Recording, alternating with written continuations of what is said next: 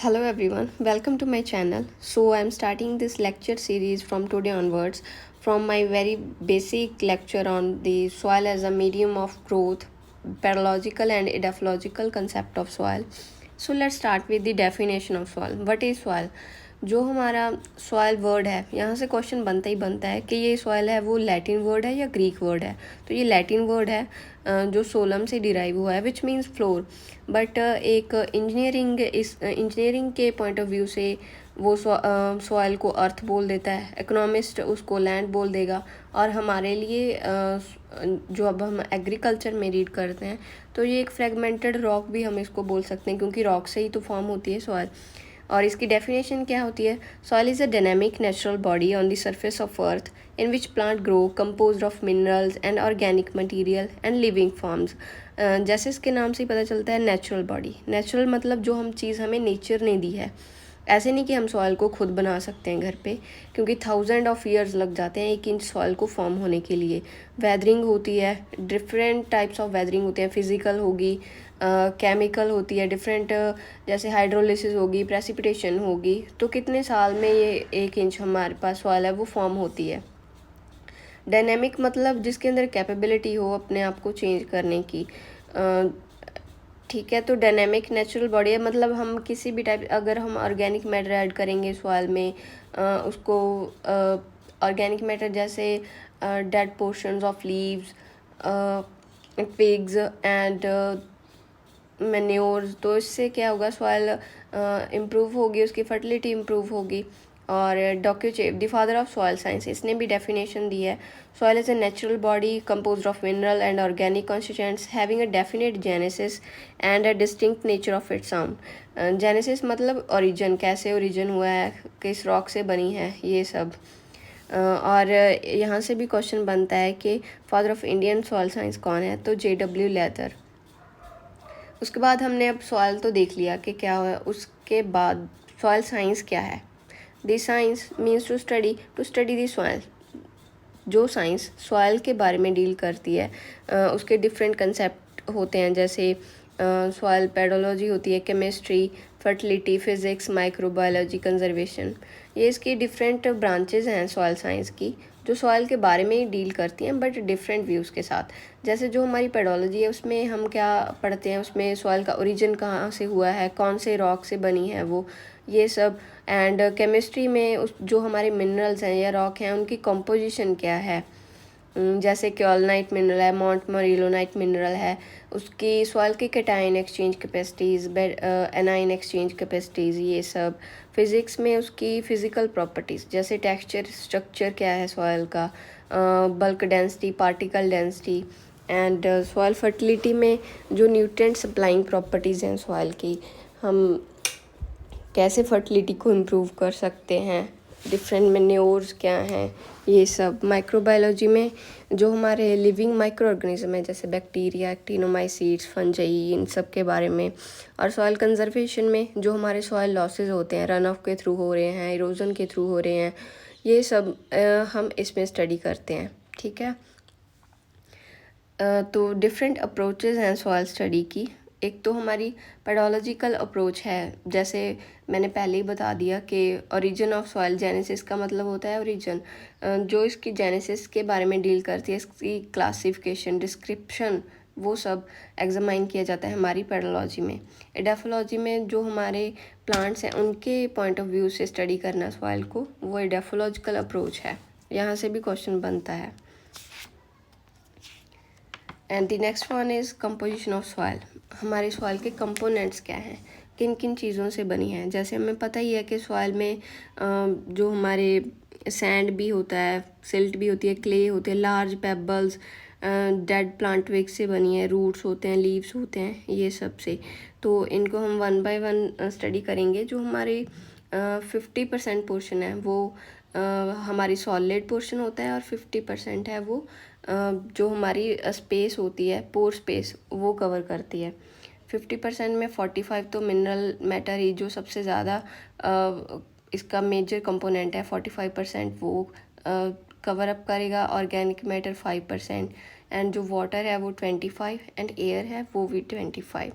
Mineral matter में क्या क्या आ जाता है, जो हमारे रॉक्स हैं वो भी मिनरल से ही बनते हैं। और जो जैसे हमारे क्वार्ट्ज है, फेल्डस्पार है, मतलब जो सॉइल है उसका नेचर है वो इन पर ही डिपेंड करता है कि हमारी सॉइल कैसी है।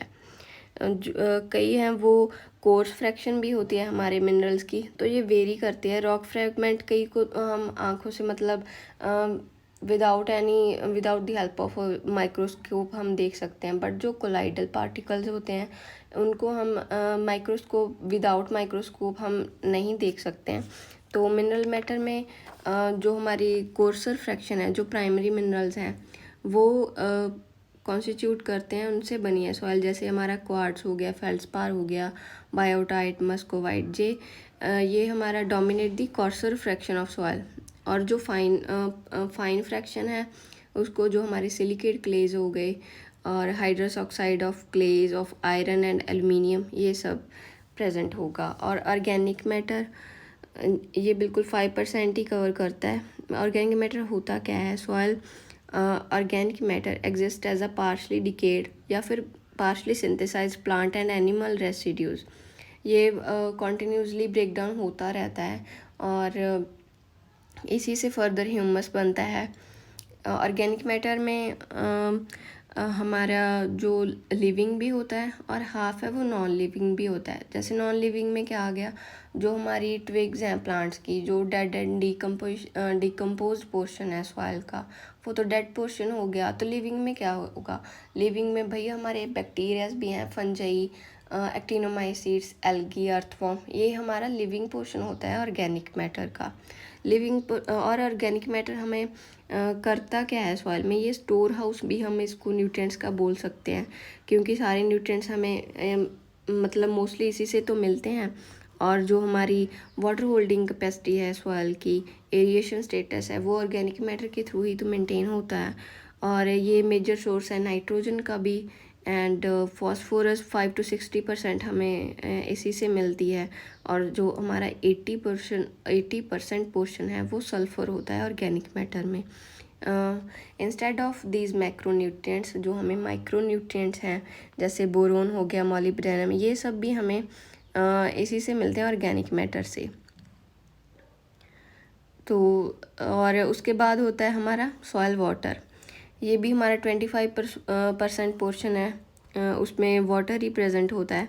Soil water different role play करता है, सिग्निफिकेंट रोल प्ले करता है। जैसे जो हम न्यूट्रिएंट सप्लाई करते हैं, फर्टिलाइज़र वगैरह, वो सबको सॉइल सोल्यूशन में जाते हैं पहले, उसके थ्रू, वाटर के थ्रू ही वो प्लांट तक पहुंच सकते हैं। ऐसा तो नहीं कि डायरेक्टली प्लांट उसको मतलब खा ही जाएगा, वो सोल्यूशन पहले मिक्स होंगे वाटर में, फिर ही वो ऊपर जाएंगे ना जाइलम एंड फ्लोएम के थ्रू। तो डिफरेंट, और इसकी अवेलेबिलिटी वाटर की डिपेंड करती है हमारी डिफरेंट फोर्सेस के ऊपर।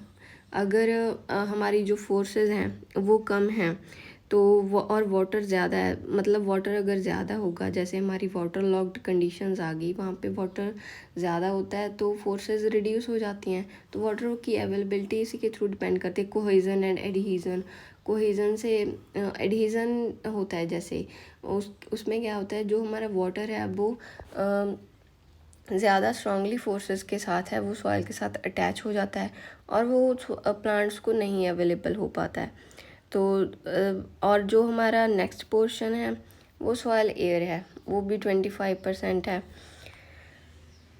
एयर स्पेसेस को हम वॉइड्स भी बोल सकते हैं, जैसे जो हमारी खाली स्पेस होगी उसको। Under field conditions, pore spaces are occupied at all times by air and water. 25 हमारा एयर रहता है और 25 हमारे वाटर रहते हैं। बट जब रेनफॉल होती है, जो हमारे यहाँ पर जो हमारी एयर प्रेजेंट है उसको रिप्लेस कर देता है वाटर और उसकी जगह पर आ जाता है। बट फर्दर फिर इनफिल्ट्रेशन होती रहेगी, ट्रांसपिरेशन होगी, वेपोरेशन होगी, ये सब प्रोसेसेस हो जाएंगे तो वाटर अपनी जगह वहाँ से खाली कर देगा, तो दोबारा फिर एयर है वो उस जगह को ऑक्यूपाई कर लेती है।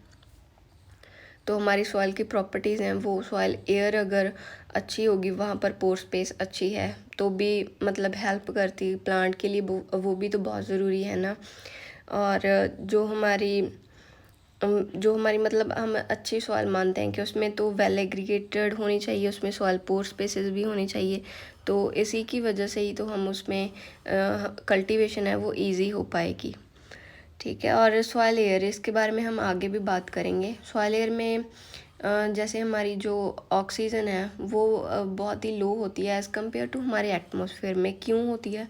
क्योंकि सॉइल में जो हमारे डीकम्पोजिशन प्रोसेस चलता रहता है, माइक्रो ऑर्गेनिज्म वहाँ पर उसको डीकम्पोज करते हैं, उन्होंने भी तो रिस्पायर करना है ना, तो वो ऑक्सीजन लेते रहते हैं और CO2 मतलब CO2 को रेस्पायर करते हैं, तो CO2 उसी की वजह से सॉइल में ज़्यादा इंक्रीज़ हो जाती है।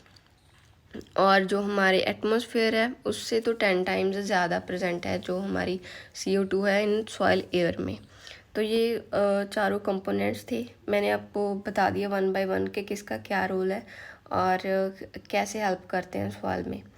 उसके बाद है ये कंपोजिशन है अर्थ क्रस्ट की। यहाँ से भी क्वेश्चन बनता है कि डोमिनेंट जो नॉन मेटेलिक एलिमेंट भी बन सकता है कि कौन सा है हमारी अर्थ क्रस्ट में। तो नॉन मेटेलिक में ऑक्सीजन एंड सिलिका हैं, ये तो आप याद रख ही सकते हो कि 46 सबसे ज़्यादा। थर्ड फोर्थ जो हमारी सॉइल अर्थ क्रस्ट का है यही कॉन्स्टिट्यूट करते हैं ऑक्सीजन एंड सिलिका। और ऐसे भी क्वेश्चन बन सकता है कि मेटेलिक में डोमिनेंट कौन सा एलिमेंट है अर्थ क्रस्ट में, तो उसमें एल्युमिनियम आएगा आपका सबसे ज़्यादा। तो इनकी रेंजेस को भी आपको याद रखना पड़ेगा क्योंकि क्वेश्चन बना था इन नेट एग्ज़ाम इन रिसेंटली 2023 में। यहाँ से बना था पोटाशियम या फिर आई थिंक पोटेशियम या फिर सोडियम में से, मुझे प्रॉपर नहीं याद है, किसी की मतलब वैल्यू पूछी थी कि कितने % होता है वो। तो ये डिफरेंट रेंजेस हैं, जैसे सिलिका है 27.72% कॉन्स्टिट्यूट करता है, एल्युमिनियम 8.13, आयरन 5%, कैल्शियम 3.63।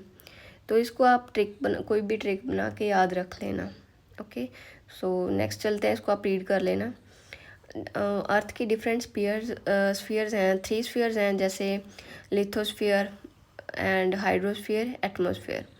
हमारे जो लिथोस्फीयर और हाइड्रोस्फीयर हैं ये भी हमारे एटमॉस्फेयर में ही आ जाते हैं जिसमें हम रहते हैं। तो जो हमारी अर्थ और वाटर बॉडीज़ हैं वो भी तो एटमॉस्फेयर का ही पार्ट हो गया ना। और यहाँ से क्वेश्चन बनता है, जैसे सॉलिड स्फीयर है, लिथोस्फीयर है, वो कितना कंट्रीब्यूट करता है?